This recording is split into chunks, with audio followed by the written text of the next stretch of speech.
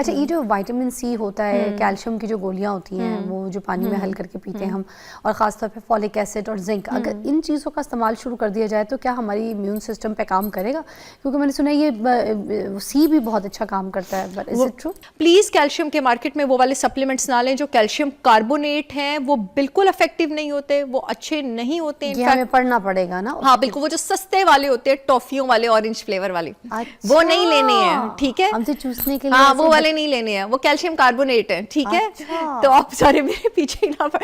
Calcium citrate लिया करें। कौन सा नाम लिया आपने? क्या नाम तो नहीं लिया, बस बता दिया कार्बोनेट ना लें, ठीक है? मोस्टली वो इस तरह के मिल रहे होते हैं टॉफियों वाले ऑरेंज फ्लेवर में, ठीक है? विटामिन सी का ना कभी भी सिंथेटिक सप्लीमेंट ना लिया करें। थैंक गॉड आपने एक क्वेश्चन पूछा है। Amla is the richest source of vitamin C on this planet. उसके अलावा जितने भी कॉलेड ग्रीन्स हैं, ब्रोकली, स्पिनिच हो गया, केल हो गया, आपके पास जितने भी मस्टर्ड ग्रीन्स हो गए, जितनी भी आपके पास शिमला मिर्चें हैं, आपके पास जो शकरकंदी है, आजकल उसका मौसम भी है, जितने भी सिट्रस फ्रूट्स हैं, जो आपके पास नींबू है, फालसे हैं, ये बहुत रिच सोर्स हैं विटामिन सी के। विटामिन सी का आप महंगा तरीन भी सिंथेटिक सप्लीमेंट लेना, I am so sorry to say मैं बात यहाँ पे करने लगी हूँ, वो मोस्टली चाइना से मंगवाए होते हैं और उस पर कॉर्न स्टार्च और बहुत सारे एडिटिव्स एडेड होते हैं। अच्छा। फिर विटामिन सी, जितने भी आप सिंथेटिक सप्लीमेंट्स मार्केट में देखती है ना फिजा विटामिन सी के, उसके नीचे आपने देखा होगा अक्सर एस्कॉर्बिक एसिड लिखा होता है, ठीक है?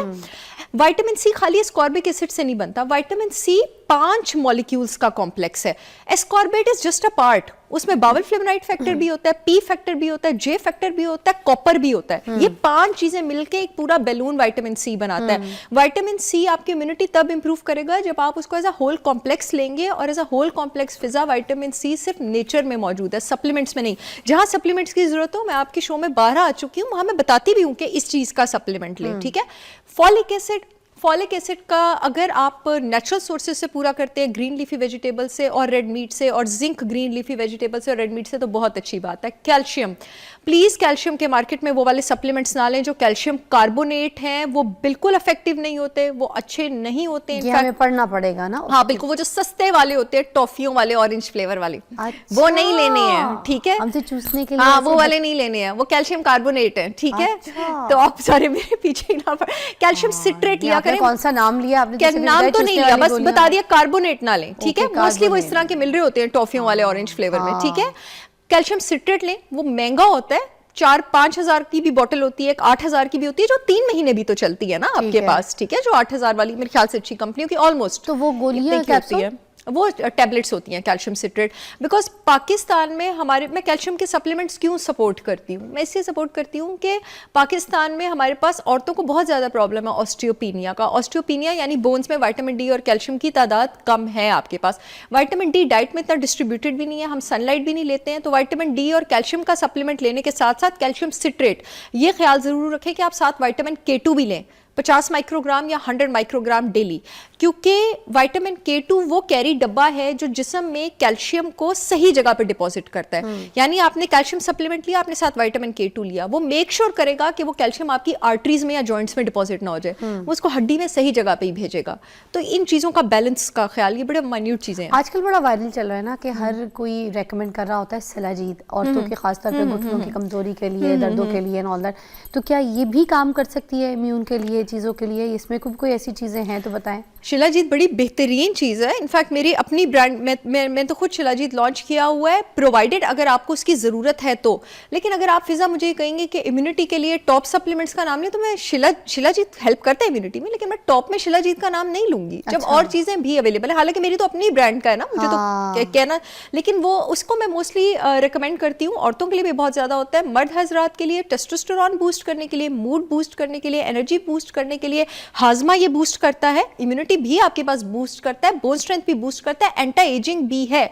लेकिन जिन लोगों का टेस्टोस्टेरोन लेवल मर्दों का ऑलरेडी हाई है, आपने शिलाजीत नहीं लेना, उससे क्या नुकसान हो सकता है? और ये टेस्टोस्टेरोन को बूस्ट करता है ना, जरूरत से ज्यादा बूस्ट हो सकता है, जरूरत से ज्यादा टेस्टोस्टेरोन बूस्ट हो, आपको हार्ट प्रॉब्लम हो सकती है, जितने भी प्रॉब्लम्स, हाँ हार्ट प्रॉब्लम हो सकती है, प्रोस्टेट कैंसर हो सकता है, जरूरत से ज्यादा बूस्ट हो जाए तो। सुनने में बात आती है कि ब्रेन की नसें फट सकती हैं, ये हो सकता है, अगर जरूरत से ज्यादा गर्म तासीर है शिलाजीत की तो नहीं लेना। अगर आपका पेट बहुत ज्यादा खराब रहता है तो आपने शिलाजीत नहीं नहीं लेना। Otherwise in a moderate amount अगर आप किसी ऐसी ब्रांड से लेते हैं जिनके प्रोडक्ट्स ISO सर्टिफाइड हैं, फूड अथॉरिटी से अप्रूव्ड हैं, जो सही काम करते हैं और आपको ये कंडीशंस नहीं है, तो आप रिकमेंडेड डोजेज में ले सकते हैं। अच्छा, बच्चों के लिए भी बताइएगा, खास तौर पे कोई ऐसी ग़िज़ाएं बता दीजिए, कोई ऐसी चीज़ें बता दीजिए जो रोज़मर्रा की ज़िंदगी में उनकी कैल्शियम की कमी को पूरा कर सके और साथ उनकी इम्यून सिस्टम भी ज़्यादा स्ट्रॉन्ग रहे। सबसे पहले मैं माओ को ये बताना चाहती हूँ कि almost 65% of Asian population lactose intolerant है, उनको दूध का कैल्शियम बच्चों को हजम नहीं होता।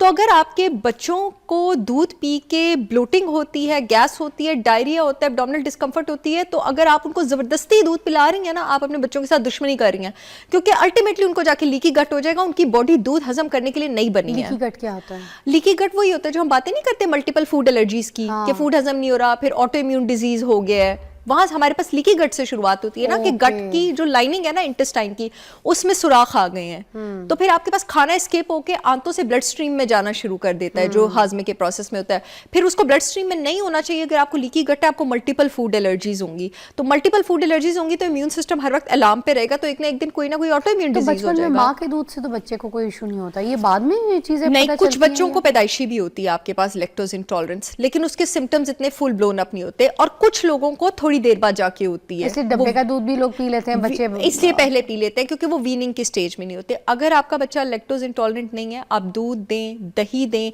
कैल्शियम की कमी बच्चों को इंशाल्लाह नहीं होगी। और अगर लैक्टोज इंटॉलरेंट है तो green leafy vegetables, nuts, seeds, beans और दालें भी गुड सोर्स ऑफ कैल्शियम हैं। अच्छा जी, और जो बच्चे लैक्टोज इंटॉलरेंट है वो दही ले सकते हैं, बेशक दूध नहीं ले सकते। चीज वगैरह दही वो इससे, क्योंकि उसमें फर्मेंटेशन हो गई होती है ना आपके पास, ठीक है, तो वो उसमें लैक्टोज मौजूद नहीं होता। देसी घी ले सकते हैं बच्चे जो लैक्टोज इंटॉलरेंट है, क्योंकि देसी घी में ना दूध का प्रोटीन होता है केजीन, और ना दूध का कार्बोहाइड्रेट होता है लैक्टोज। Very nice. और बुजुर्गों के लिए भी कोई ऐसी चीज बता दीजिए, क्योंकि जो बूढ़े हजरात होते हैं ना, मुझे लगता है उनको जो सबसे ज्यादा चीज मारती है वो यही मारती है कि उनका इम्यून खत्म हो जाता है। ब्रेक के बाद मुझे इनकी डाइट भी बता दीजिएगा कि कौन सी चीज़ें जो हैं बहुत ज़रूरी है इनके लिए। ये जो बुज़ुर्ग हजरात होते हैं जो ख़ास तौर पे उनको इम्यून की वजह से ही अपनी बहुत सारी इश्यूज हो जाते हैं और अपना इम्यून छोड़ देते हैं, तो वो हम कहते हैं कि बस इन्होंने हार मान ली है, ये किस तरीके से स्ट्रॉन्ग हो सकता है? अच्छा, एक तो इम्यूनिटी एकदम से आपके नीचे नहीं गिरती है, एकदम से बिल्डअप नहीं करती है।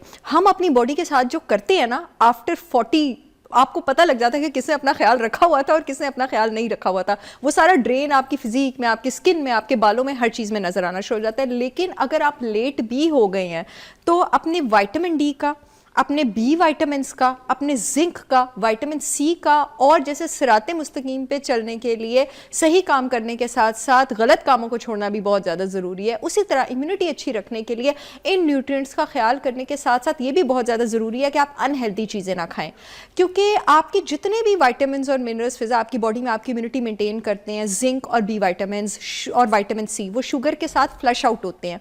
इवन के एक सिगरेट आपकी बॉडी से तकरीबन 25 मिलीग्राम, एक सिगरेट स्मोक उसको फ्लश आउट कर सकता है। हमारे दिन की विटामिन सी रिक्वायरमेंट औरत की 75 मिलीग्राम है, मर्द की 90 मिलीग्राम है। सोचे कोई इंसान 2 सिगरेट पी लिया, 50 मिलीग्राम विटामिन सी तो उसे अपने बॉडी से वहीं पे फेंक दिया।